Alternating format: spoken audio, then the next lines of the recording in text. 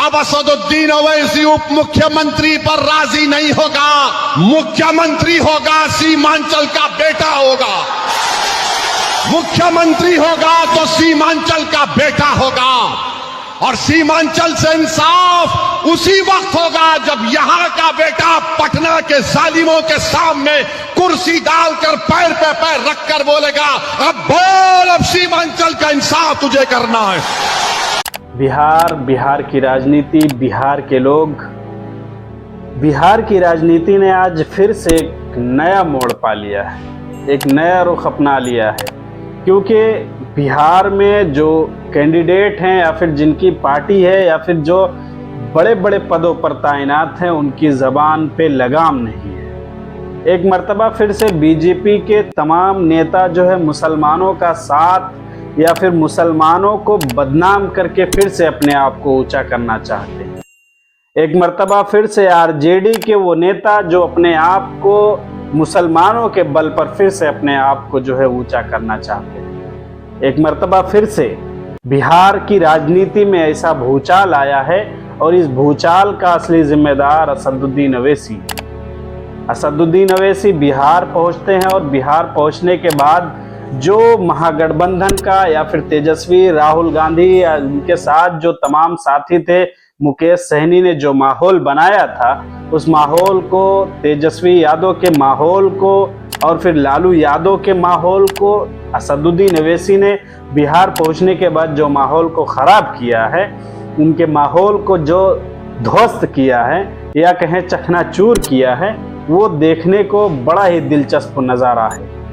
क्योंकि असदुद्दीन ओवैसी के बारे में जब अभी कुछ दिन पहले नहीं, अभी कल की बात है, मीडिया सवाल करने गई तो वो कह रहे हैं कि ये असदुद्दीन ओवैसी चरमपंथी हैं। यानी कि चरमपंथी इस वजह से कह रहे हैं क्योंकि उनको ये लगता है कि ये अगर हमसे बड़े नेता बन गए, अगर इन्होंने कह दिया है कि बिहार में अब सीमांचल का बेटा मुख्यमंत्री बनेगा या फिर जो है इस तरह के मुसलमानों को लेकर के उन्होंने ये बात कही है, तो तेजस्वी यादव की जबान से निकल रहा है।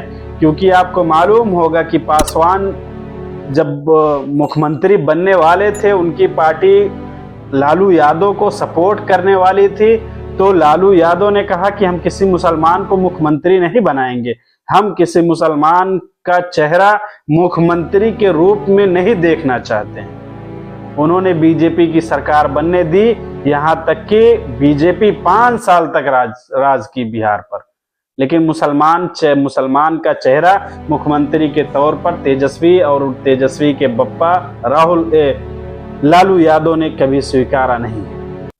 तो इस वजह से तेजस्वी यादव के दिल में, तेजस्वी यादव के अंदर इतनी जलन है, इतनी भड़ास है कि कैसे कोई एक नेता बाहर से आता है या फिर कहें कि भारत के अंदर से, हैदराबाद से चल कर के बिहार आता है और फिर जो है लोगों के दिलों में उसके लिए इतनी मोहब्बत हो जाती है कि हम तेजस्वी यादव ये सोच रहे हैं कि हम तो 200-200, 300-300 रुपए देते हैं तब लोग हमारे पीछे आते हैं। लेकिन एक ऐसा इंसान आया है कि उसके जो चाहने वाले हैं वो अपना पैसा खुद लगा करके आते हैं। तो इस वजह से तेजस्वी यादव के अंदर बहुत ही खलबलाहट है, तो उनकी ज़बान संभल नहीं रही है। जब इंसान पागल हो जाता है तो उसकी ज़बान संभलती नहीं है, वो कुछ भी बकने लगता है। उन्होंने सीधे तौर पर कहा कि वो चरमपंथी हैं और तमाम तरह के आतंकवादी, इस तरह के अल्फाज वो कहते हुए नजर आते हैं। तो उसके जवाब में फिर असदुद्दीन ओवैसी एक मर्तबा फिर से जवाब देते हुए नजर आते हैं और बहुत ही बेहतरीन जवाब देते हैं। आप लोग भी सुनिए।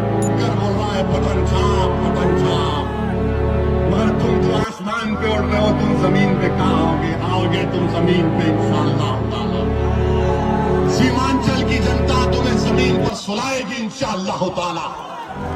अब सीमांचल से नाइंसाफी नहीं होगी। मैं आपसे वादा कर रहा हूं, कोचा दामन में, निशांदरा एरिया में, बहादुरगंज और टेढ़ा गांव। बहरहाल ये तो तेजस्वी यादव को नहीं कहना चाहिए था, क्योंकि तेजस्वी यादव अभी तो बच्चे हैं, अभी बहुत ज्यादा उम्र नहीं होगी, 30 से 35 के बीच में होगी। तो राजनीति में वो अभी कच्चे हैं और बच्चे हैं। उनको यह सोचना पड़ेगा कि उनकी माँ को मुसलमानों ने मुख्यमंत्री बनाया, उनके बप्पा को, उनके पापा लालू प्रसाद यादव को 3-3 4-4 मर्तबा मुख्यमंत्री के तौर पर मुसलमानों ने खड़ा किया, और फिर वो तेजस्वी यादव भी उसी फिराक में लगे हैं कि मुसलमान इस मर्तबा जो है हमें भी मुख्यमंत्री के रूप में देखिए। लेकिन असदुद्दीन अवैसी पहुंचते हैं और फिर इनका मामला खराब होने लगता है, इनकी पैरों के नीचे से जमीन सरकने लगती है। जो दरी बिछाने वाले मुसलमान थे वो इनके पैरों के नीचे से दरी खींचने लगे। तो जाहिर सी बात है कि खलबलाहट तो होगी। इसी वजह से इनके जो है शब्दों में अब ऐसा तीखापन आ रहा है, ऐसे शब्द इस्तेमाल कर रहे हैं कि ऐसा चरमपंथी कहना ये कोई बड़ी बात, ये कोई अच्छी बात नहीं है। ना तो इसका कोई संवैधानिक रूप है, या फिर जो है ना तो किसी को ऐसा बोल सकते हैं आप, लेकिन फिर भी कहेंगे कि राजनीति है, राजनीति में सब कुछ चलता है। ये राजनीति में और फिर जो है मोहब्बत में सारी चीजें चलती हैं, हर एक झूठ चलता है, हर एक फरेब चलता है। तो फिर बात आती है वही बीजेपी की। बीजेपी भी मुसलमानों के कंधे पर बंदूक रख करके फिर अपने आप को जो है बुलंद करना चाहती है, फिर मुसलमानों को बदनाम करके, मुसलमानों को बुरा भला कह करके। बीजेपी नहीं, बीजेपी के जो नेता हैं, अभी कुछ दिन पहले जेपी नड्डा बिहार में, कुछ दिन पहले क्या, कल ही परसों की बात है, जेपी नड्डा बिहार गए थे और बिहार में सिर्फ और सिर्फ शहाबुद्दीन नजर आते हैं, और उनके वो जो कारनामे थे वो चीजें नजर आती हैं कि कहते हैं कि पूरे बिहार को शहाबुद्दीन ने डरा करके रखा हुआ। वो तोप थे शहाबुद्दीन, तोप नहीं थे ना। तो ये तो आपको सोचना पड़ेगा ना।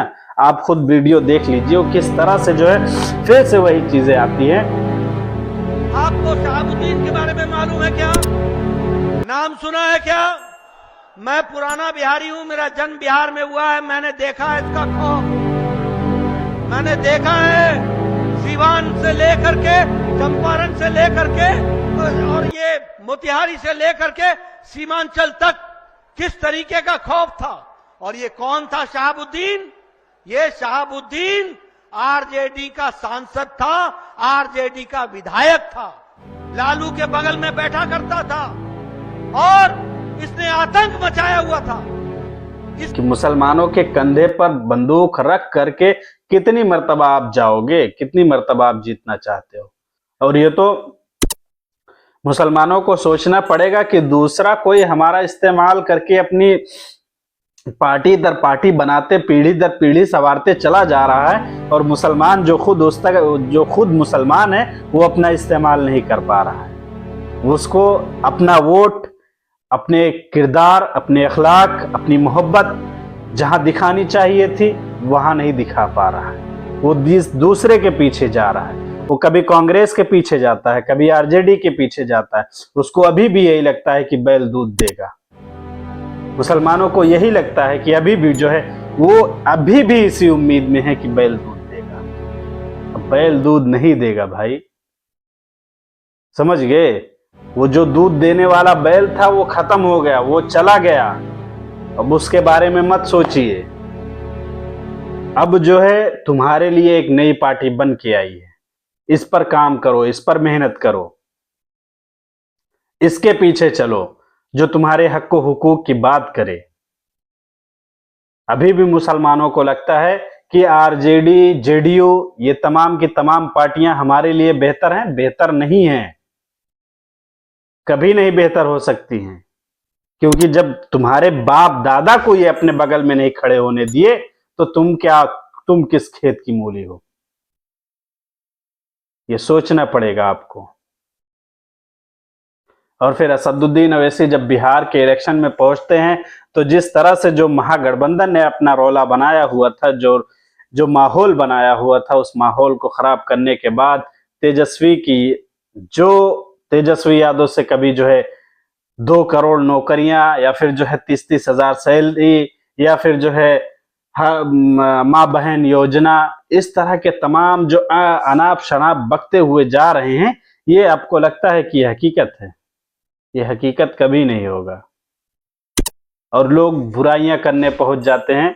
अरे जब वोट आपने दिया नहीं, उनके कोई सांसद नेता बने नहीं, और जितने भी नेता हैं या फिर जो मुसलमान के लोग हैं, मुसलमान हैं, वो कभी एमआईएम को वोट दिए नहीं, सवाल करते हैं, सवाल ये करते हैं कि ये तो बी टीम है, या फिर ये कहते हैं कि या तो जो ये तो हैदराबाद से आए हैं।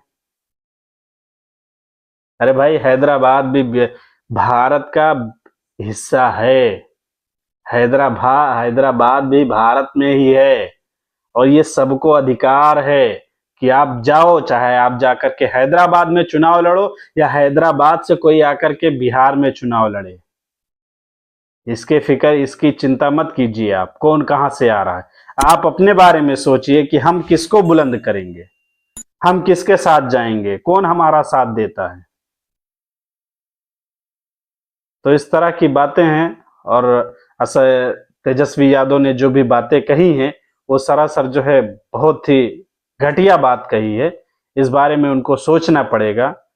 और जो है लोग तो ये भी कह रहे हैं कि तेजस्वी यादव माफी मांगे, लेकिन हमारा ये कहना है कि ये राजनीति है बाबू, राजनीति में सारी चीजें जायज होती हैं, सारी चीजें हो जाती हैं, जायज लोग कर देते हैं। तो चलिए, मैं इन्हीं सब बातों पर अपनी बात को ख़त्म करता हूं, और आपसे उम्मीद करता हूं कि आप हमारी वीडियो को पसंद करेंगे और हमारे चैनल को सब्सक्राइब करके हमें हौसला देंगे। धन्यवाद।